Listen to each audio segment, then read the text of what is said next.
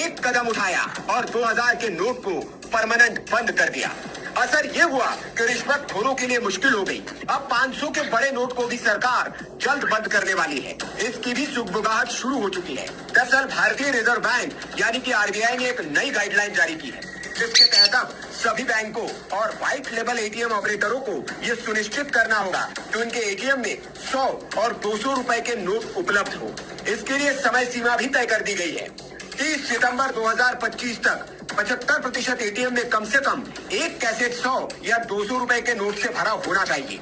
वहीं 31 मार्च तक ये आंकड़ा 90% तक करने का लक्ष्य रखा गया है।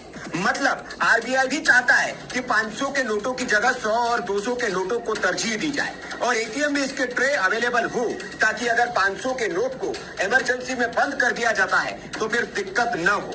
2000 के नोट को लेकर भी कुछ ऐसा ही किया गया था। पहले एटीएम और बैंकों से नोटों का लेन देन धीरे धीरे बंद किया गया और फिर सरकार ने नोटों को बंद करने की घोषणा कर दी।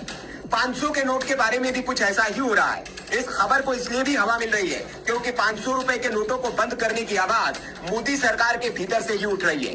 मोदी सरकार में सहयोगी एनडीए के पार्टनर आंध्र प्रदेश के मुख्यमंत्री एन चंद्रबाबू नायडू ने ये मांग उठाई है। उन्होंने देश में वित्तीय पारदर्शिता और भ्रष्टाचार मुक्त व्यवस्था लाने के लिए 500 के नोटों को चलन से बाहर करने की अपील की है। उनका मानना है कि उच्च मूल्य के नोटों को हटाकर देश को पूरी तरह डिजिटल लेन देन की ओर ले जाया जा सकता है, जिससे न सिर्फ भ्रष्टाचार पर लगाम लगेगी बल्कि अर्थव्यवस्था भी अधिक पारदर्शी बनेगी।